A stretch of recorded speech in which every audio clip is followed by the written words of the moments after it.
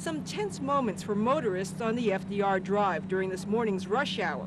The sudden downpour turned it into one of the more severely flooded areas in the city. Rapidly rising water brought approximately 80 vehicles to a grinding halt between 72nd and 80th Streets. Firefighters had their work cut out, rescuing frightened motorists trapped inside their cars, including Alice Bowser of the Bronx. The water just kept coming up, coming inside the car, and it came all the way up to my waist. I thought I was going to drown. I was so afraid. I'd never been so afraid in my life. I said, God, please don't let me drown. I was basically scared to death there when the water was up to the door. Julie and Mark Welfley are from Oregon, and they're here for their honeymoon. We just want to get out of Manhattan right now. Escape from New York.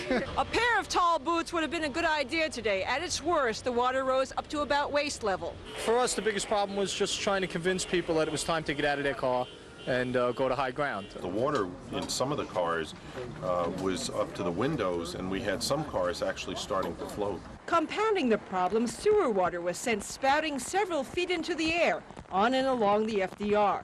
So much floodwater poured into area sewage drains all at once, the drains backed up. The drainage system fills up, creates pressure, and blows the caps off the manhole covers, and you have a geyser. A similar scenario on the west side.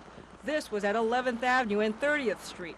With water flowing everywhere, the West Side Highway was also closed down for hours. But the emergency was here on the FDR. After a couple of hours, the water eventually drained off.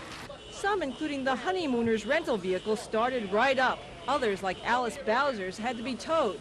But she left relieved. The scare was over. I'm not worried about the car. The car can always be replaced, but I was afraid for my life. On the FDR Drive, I'm Pauline Liu for the WB11 News at 10. A mix-up tonight in the Bronx has one family mad at the school system here. Their 5-year-old girl missing since yesterday was found. She's okay, but only after being sent home from school with a total stranger. Pauline Liu has this exclusive report. The frantic search for 5-year-old Makura Kaba is over. The first grader is now back home in the South Bronx, safe and sound with her cousins and little sister Amanada. A teacher at CS90 screwed up and sent her off packing with this total stranger instead of waiting for the girl's regular babysitter to pick her up after school. That she's not feeling well is no surprise since the frightened child spent the night in unfamiliar surroundings, crying for her mother. Doctors at Lincoln Hospital found McClure to be fine, though a bit shaken, but her outraged mom says the school put her at risk. I don't sleep all night. Somebody pick up my daughter, the person who I don't know. You know, they give my child to the wrong person. More than 12 hours after she was reported missing, police picked up little Makura from this apartment building several blocks from her school.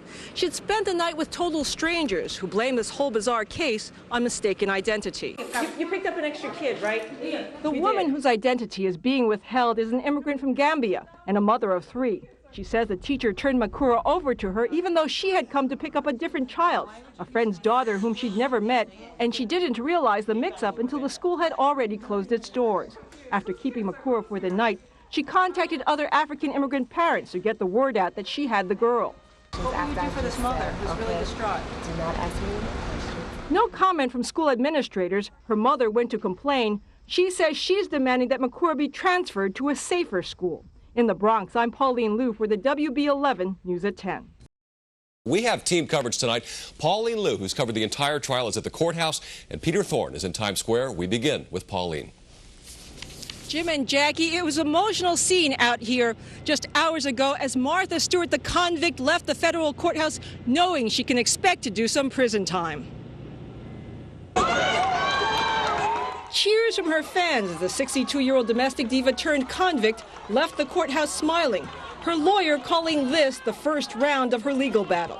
We are confident that once we get our day in the Court of Appeals, the conviction will be reversed and Martha Stewart will ultimately be determined not to have done anything wrong. Those thoughts were echoed in a message Stewart put on her website, which began with, I'm obviously distressed by the jury's verdict. In the end, the jury believed the government star witness, Merrill Lynch broker's assistant, Douglas Fanuel, who testified that Stewart dumped all of her ImClone stock after getting the tip that ImClone founder Sam Waxel was trying to unload all of his shares in his biotech company.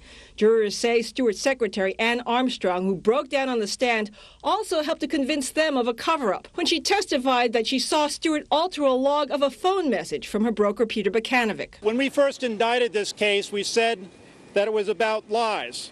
It was all about lies. And as you saw in the evidence, that's what it was.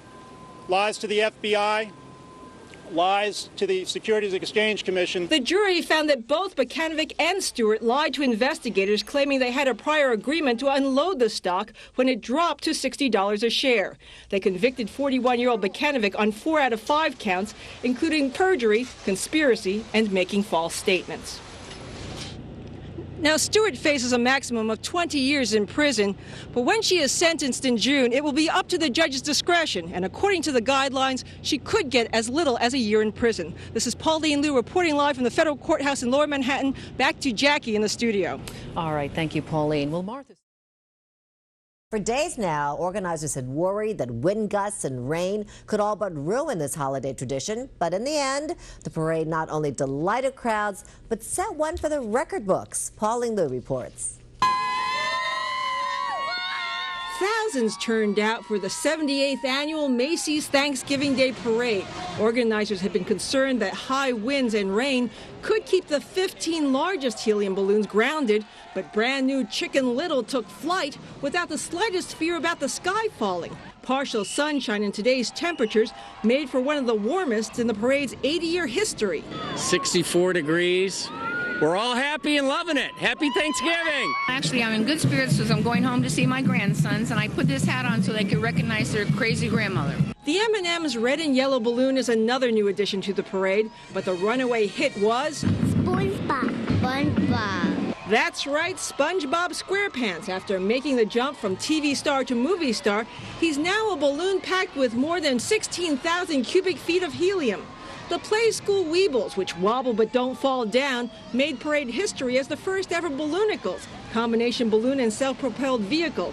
Among the special guests cheering on this parade, a National Guard unit from Michigan scheduled to be sent to Iraq in a matter of weeks. In the crowd, we walked in, everybody was giving us a standing ovation and clapping and really cheering, and the guy said that alone was worth coming down. A number of couples got engaged during the celebration, including this couple from Boston. He ran out into the middle of the parade to pop the question. She kept hinting she wanted an engagement ring, and the police said they'd lock her up, but she said no anyways.